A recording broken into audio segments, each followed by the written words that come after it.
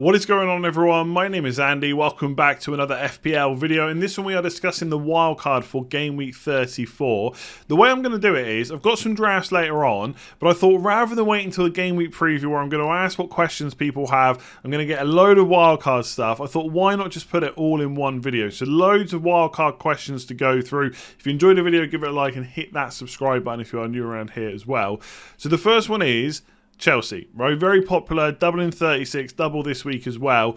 James and Mount will be in most people's Game Week 34 wildcard, which is probably true. I think James is the number one defender that people will be looking at, and Mason Mount is probably the most favoured attacker. I think there are some arguments to maybe go Havertz instead, but given that Mount's most points per game so far this season, and I think most people will see him as having the best minutes out of like him, Werner and Havertz, it's fair enough. It's those two plus one. So who should take that third slot? Rudiger, Alonso, Havertz or Werner? There's also Mendy to consider as well. I do think in some scenarios putting Mendy in, especially if you're happy with your defence, and there's also another midfielder that you want, depending on whether you're bench boosting possibly, we'll talk about that later on. Mendy's an option as well. My favoured one right now is Havertz. I'm still not fully convinced about Werner as an option. I know he's looked good recently, I get that, but he's 8.6 million, and I feel like if you do that, you're kind of really backing that forward slot at a time when we're talking constantly about how there's no forwards, we just want to go cheap forwards unless you go for Harry Kane. So I just can't get quite behind Werner, but for those of you that like differentials, fair play, go for him. Alonso's a little bit more exciting than Rudiger. And he has been playing well recently. Even if they go to a back five again and play that permanently, and Reece James is there, and they just ditch the whole back four concept that they have used a few times, they could play Sal there instead at left wing back instead of Alonso. So it's not like Alonso's completely nailed on. And Rudiger's okay. But when I look at defences for wildcards, I really like the look of Trent, Robertson, Laporte, Cancelo and Reece James. And therefore the third slot for me most of the time goes to Havertz and goes for that double up in attack. It's a little bit frustrating maybe for Game Week 36 when there could be some rotation. I'll talk about that later on. But ultimately, that's where I'm favouring right now, just to go for Havertz, have that extra attacking pick in there, because there's a lot of good defenders that I like. Whereas in midfield, there are a lot of good options, but I think the defenders really stand out as obvious. In midfield, it's not quite the case. And so it's almost like a default pick just to go Havertz. Okay, so this question's about booking in transfers. Should we book in transfers post-wildcard? For example, Kane and Mateta to Watkins and Richarlison. So I'll come on to the specific transfers in a second. But ultimately, yes, I think you can book in a few transfers. You could map out your transfer plan from now until the end of the season. There's nothing wrong with doing that. This wildcard only has to cover 5 weeks. It's almost perfect. Like the Game Week 26 wildcard, that kind of lasted me pretty well until like Game Week 31, 32. Now it's starting to unravel because there's way more weeks to manage. For 34 wildcards, it should be pretty, not easy, but it should be doable to start looking at what your future transfers are. You don't want to be so rigid that you're not open to adapting to new situations and stuff like that, injuries or whatever. But yeah, I think it's the best way to maximise points. I probably didn't used to have this viewpoint, but I do now. Because if you make a wildcard that's great for 34, but then there's a really good transfer from going from one player to a different one in 35 that's going to get you even more points, there's nothing wrong with doing that. And even if it's not in 35, it's rolling a transfer and then making 2 in 36. There is nothing wrong whatsoever with doing that. So yes would be my answer. Just be careful how you structure your squad. You don't want to, so in this example, okay, you're keeping all the money in the forward line, but are you happy with that much money? Is that hurting you elsewhere? For someone, for example, that has Harry Kane now, but later on wants to swap to a cheaper forward, well, what happens to all that extra money? Maybe it would have been better just to not have Kane in there from the start. So just think about structure, but yes, booking in transfer I think is fine. You maybe don't want to do it locked in for the rest of the season, but having a few in mind, no problem with that at all. So good question. Is it okay to ignore Spurs and Arsenal on wildcard? So the answer is yes, right? It's always okay to ignore anyone you want to for your own team, but I understand why the questions come in because they've been very popular players recently. I think if you're bench boosting in 36, it's pretty difficult to have Son and Kane. And even if you're not bench boosting in 36, it might still be better for your overall team not to have either of them. Now that sounds pretty scary. In fact, the person that's asked this is their handle is FPL EO effective ownership, because Son, Kane, and even Saka as well are very highly owned. Now I think Spurs players are a little bit less to worry about now because of when you'd captain them. So this is from Game Week 34 to 37. Game week 34, most people are going to go for a Chelsea player. Game week 35, yes, arguably you could captain one of Son or Kane against Leicester at home. I think that same week, Liverpool got Newcastle away. So that's something to think about. Game week 36, Liverpool away and Arsenal at home. Son and Kane, again, pretty good options that week, but they're quite expensive, and I don't think they're the best captain that week. I think Salah probably has that. Most people are going to captain Salah is what I'm trying to say. Game week 37, Burnley at home's okay, but again, there's a double game week that week. So someone like Coutinho, for example, with 2 home games, I would say he's probably a better captain than Son or Kane. So it's only really game week 38 where they play Norwich away, where I think they'll be fairly heavily captained. But again, a lot of people will still go Salah. If Mason Mount and Havertz have been doing the business up until 38 and then they see that they've got Watford at home, they might get some captains as well. So the short answer is yes, it's okay to ignore them. They've kind of done their job. They've covered us for their double game week in 29. They've played in game week 30 where a lot of teams didn't play. We needed them for captain that week. We needed them for captain in game week 32. That is not the case going forward. Does that mean you have to go out of your way to drop Spurs players? No. But it doesn't mean they're essential on a wild card. Same with Arsenal. What I would say though is Martinelli and Saka, who still look pretty nailed. Saka's definitely nailed. Martinelli maybe to a little bit of a lesser extent. They're still really good cheap options who have a double in 36, which is Leeds at home the first game. That ain't bad. I know the fixtures in kind of 34 and 35 aren't ideal, but again, don't completely write them off. Maybe it's worth using a transfer later on to bring them in. But yes, you could ignore them. Remember, Kulusevski's still pretty good value, but there are other options now who have got bigger and better double game weeks to come. You could look at them instead. Just do not forget, last thing on Spurs, no Europe. They're only concentrating on the league. Their lineup is pretty much nailed. We can name the first 11 every single week. And sometimes that's handy in FPL. For a lot of other players that have double game weeks, you can't guarantee they're going to play both games. All right, good question, because a lot of people are obviously loading up on Chelsea this week. How significant is Chelsea rotation in game week 36? So again, and this is going to come up quite a lot, they've got their game in 33. Obviously, that was after the FA Cup, so that's not been played yet at the time of recording. Obviously, by the time the game week 34 deadline comes, that would have been played. Then they got the double. Then they got Everton away. And bearing in mind, top 4 is not completely wrapped up for Chelsea yet, although it would be very, very surprising for them not to get third place at this point. And then they got the double in 36, Wolves at home, Leeds away. Between Leeds away and Leicester at home is the FA Cup final. So I am bracing myself that all the main players, Reece James, Mason Mount, Kai Havertz, etc., maybe even Rudiger, obviously to a lesser extent, but there's nothing to say he doesn't get rotated, right? It could happen against Leeds, especially if top 4 is done. So I am expecting them, most of them, to have their minutes reduced in that game. Probably be benched, maybe come on. So, for example, someone like Mason Mount might play the Wolves at home game, possibly play 80 to 90 minutes, and then maybe get 20 to 30 against Leeds, possibly. So they could still be good options. My ultimate thinking with Chelsea is you might as well get them. They got a double this week. The Everton game's pretty good. And then in game week 36, this is where booking transfers comes in. I'm not saying you're going to get rid of all 3 Chelsea players, and we should remember they do have Watford at home in game week 38. That's a really good fixture. Watford could be down and out at that point. And yes, Chelsea might not have anything to play for, but last game of the season at home, you kind of want to put on a show. I don't think there'll be too much rotation that week. So I quite like them for that. So I think you don't need to get rid of all 3, but it might be worth making a transfer or booking in a transfer, which could be, especially if you go double attack, one of Mount or Havertz. I assume most people will sell Havertz to someone like Foden. Maybe that's where you get someone like Saka back because you know that he's going to play both games. I think for the other kind of couple of players, bearing in mind you're not going to want to spend 3 transfers taking out Chelsea, I think you just hope that they play in both games, or at least they get good minutes.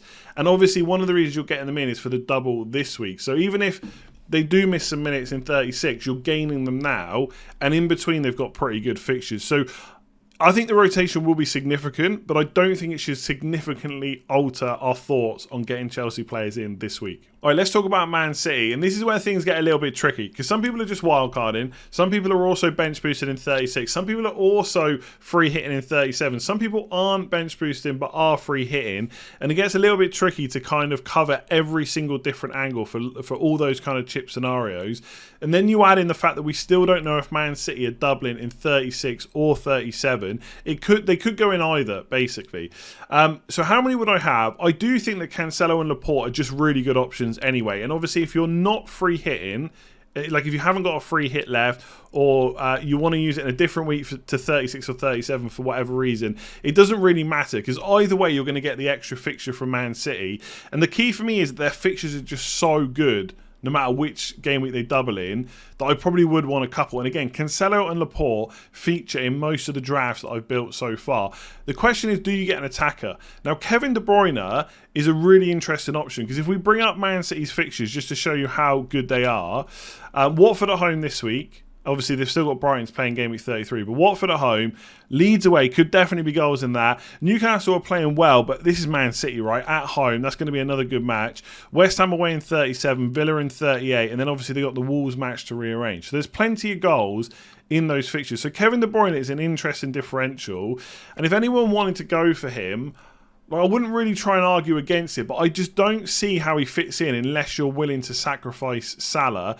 I think if you want Salah and De Bruyne and the Spurs player, I mean, I don't even want to see what the rest of the team looks like. If you're happy to drop the Spurs player, you might be able to fit in De Bruyne and Salah, but I just think there's so much value in defence from now until the end of the season. I just don't like the idea of having to make so many sacrifices to get De Bruyne. Now, if you're someone that's kind of blessed with really good team value and you can fit him in without sacrificing elsewhere, I do like him as an option. He's going to be a massive differential. People without wildcard are really going to, they're either going to struggle to get him, or they're going to have to make a big transfer like Salah to De Bruyne. And so, yeah, he's a big deal, right? Foden's the other one. He's a much better price. He is someone that could be brought in. So, for example, we just talked about rotation with Chelsea. You could get to 36, and Havertz to Foden could be the move if they double in 36. But either way, I think I would definitely want Cancelo, probably want Laporte, and so it wouldn't really matter when they double. Obviously, if they double in 37 and you're free hitting, and Man City players are getting in the way of other players you want, then yeah, you don't go for them. You just free hit them in 37. The one thing I would kind of take note of, a lot of the big teams, Liverpool, Man City and Chelsea in particular, they've got good game week 38 fixtures, or at least decent enough ones, right? And I think they're all playing at home. Liverpool have got Wolves, Chelsea have got Watford, like I said just a minute ago, and Man City have got Villa at home.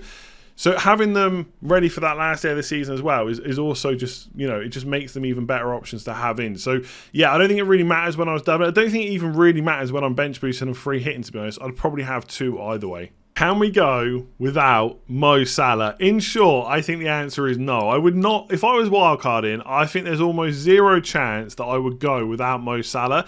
Now, maybe if you've got a lot of rank to catch up and you don't think you can do it without going mega differential, maybe then you do it. Maybe you go for Harry Kane and De Bruyne, Son and De Bruyne. Maybe just ditch the Spurs players and just go for a couple of Man City attackers and, again, have De Bruyne as one of them. Maybe that's the way to go. But again, just look at the fixtures for Liverpool. Okay, the double for Chelsea in game week 34 has helped, because Mo Salah's probably not the best captain now. He's probably very close, because Everton at home is a pretty good fixture, but maybe not quite as close. And we should probably say there is a chance that he gets rotated at some point. They do have very good attackers. Jota could play on the right, for example. Mane and Firmino down the middle. Diaz on the left. You know, Mane on the left, Firmino in the middle, etc. It is possible for Salah to get a little bit of a break, but he's such a machine. I just don't see it happening very often, if at all, by the end of the season, right? Newcastle's another good fixture. Again, you can decide on who you think is the best captain in game week 35. There's a few different options. So Liverpool against Newcastle, the opening fixture of the game week. You got Man City against Leeds. So if you are on De Bruyne or Foden, maybe as a big differential, you could go for Man City against Leeds, and then Spurs against Leicester, or maybe even Chelsea against Everton. But I personally think that Salah is probably the best option against Newcastle. Even if you don't agree with that, I think for game week 36, he is the best option. Okay. Now, if Man City double that week, then possibly they could also be considered, again, especially if you've got like De Bruyne or Foden. Maybe you could even captain Cancelo, right, as a big differential. And let's not forget, I've just talked about Chelsea rotation because of the FA Cup final. Liverpool are exactly the same boat. That game week 36 fixture here comes just before the FA Cup final. The difference is Chelsea have got top four pretty much wrapped up. The FA Cup final is all they're playing for. Liverpool still have Champions League to play for. They still have the title as well. I just don't see a huge amount of rotation for the key players in that game. And by the way, ignore this. This is because they're through to the final. The Southampton game will almost certainly stay in game week 37, so don't panic about that just yet. But I do think that Salah's the best captain for 36. And then it's Wolves at home last day of the season. So I was never going to say yes to this. If you want to do it as a differential, go for it. But I think it all depends on whether you think this form is going to continue, right? I just think he is so good. At some point, he's just going to switch it on. That could be this week, could be next week. I don't care. He's my captain in Game Week 36, and for that reason, I wouldn't go without him. Okay, so this is a good question, right? Is it better to wildcard in Game Week 35 to avoid being saddled with Man United and Chelsea players? Now, what I would say is you're not going to be saddled with Man United players on a Game Week 34 wildcard because most people are not going to include them, right? If you're free hitting in Game Week 37 and you're not bench boosting in 36, you possibly could put a few Man United players on your 34 wildcard and then slowly start to get rid of them. The main problem is Fernandes and Ronaldo are the two key Man United players. No one really wants to sacrifice all those great defenders to get a Man United defender in on wildcard. So these are the only two. The double game week is pretty difficult anyway. And they're so expensive that it does maybe mess with your structure. I've just talked about maybe only having Salah instead of Son and Kane.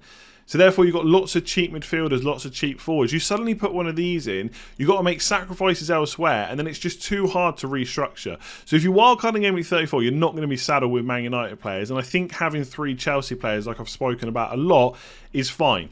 On the other hand, if you're someone that did go big on Chelsea already, you have got 1 or 2 Man United players in there, you're happy with the rest of your team for Game Week 34, there is no reason why you cannot wait until Game Week 35 to wildcard. Because ultimately, anyone that's got chips left, triple captain, free hit and bench boost, you're probably not going to use it in 35 anyway. So you can easily wildcard 35, bench boost 36, or even triple captain if you've got that left, and then still free hit in 37.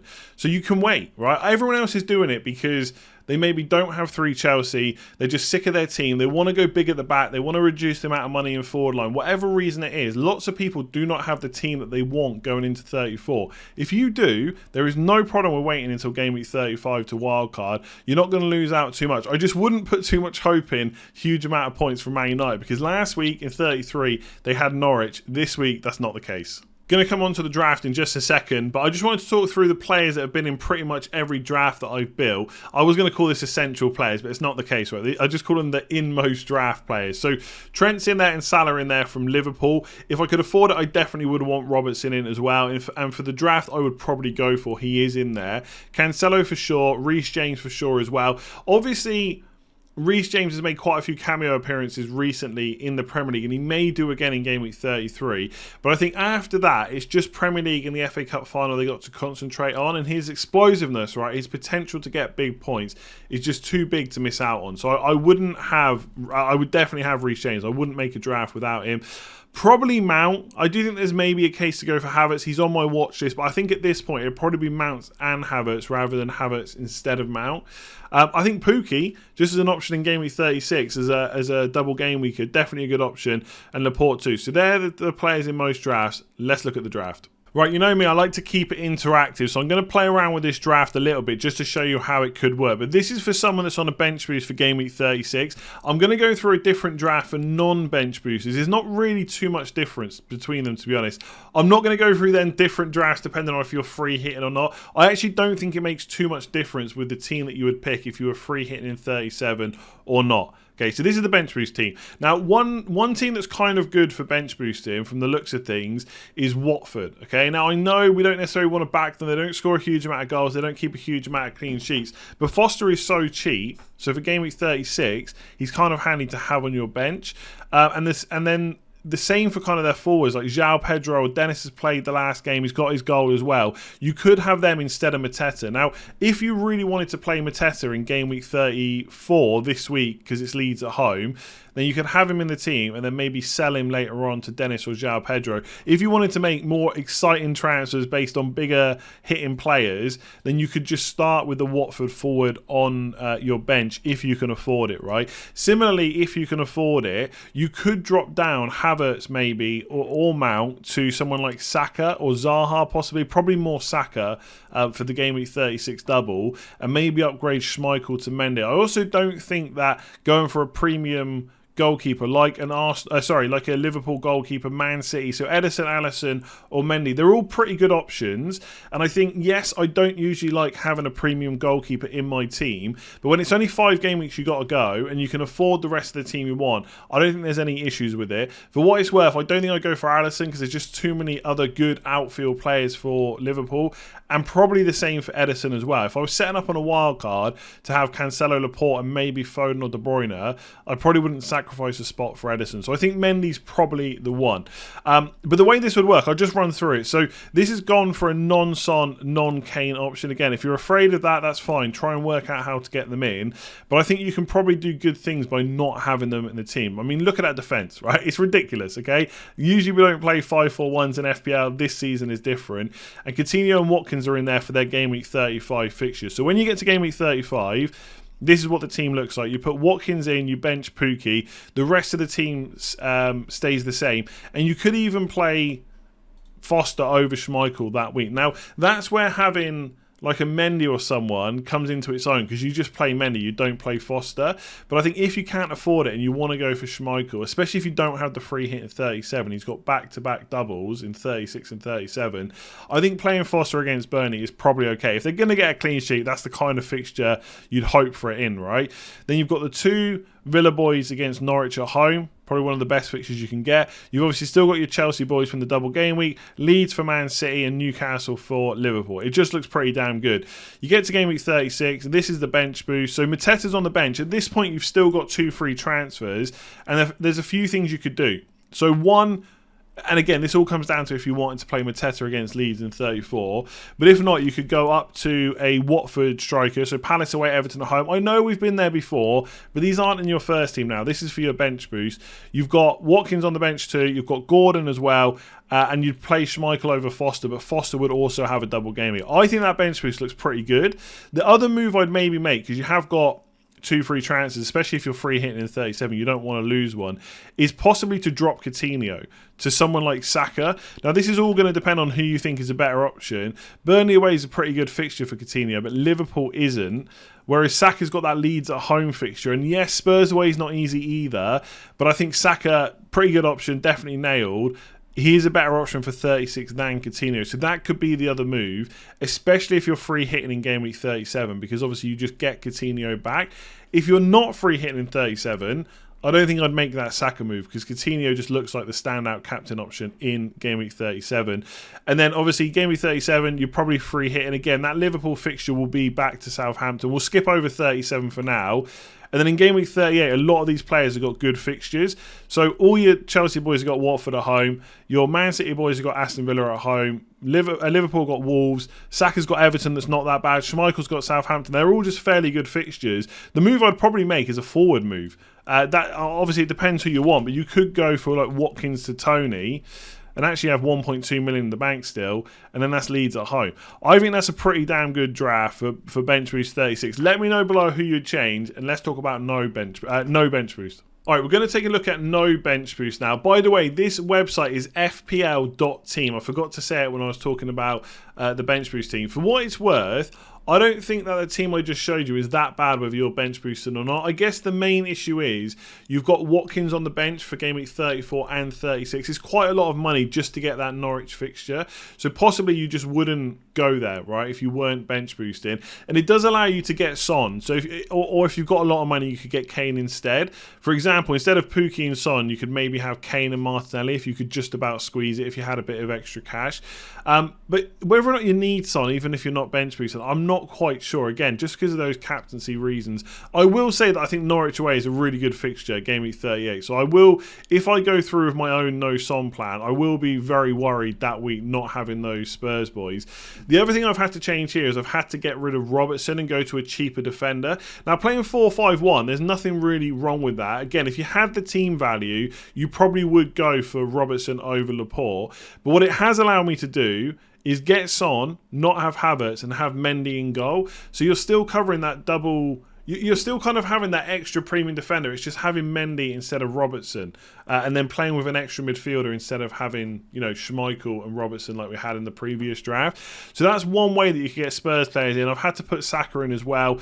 He's not necessarily ideal because it's Man United and West Ham up next for Arsenal, but I don't think he's a bad option. And obviously, you've got him for that.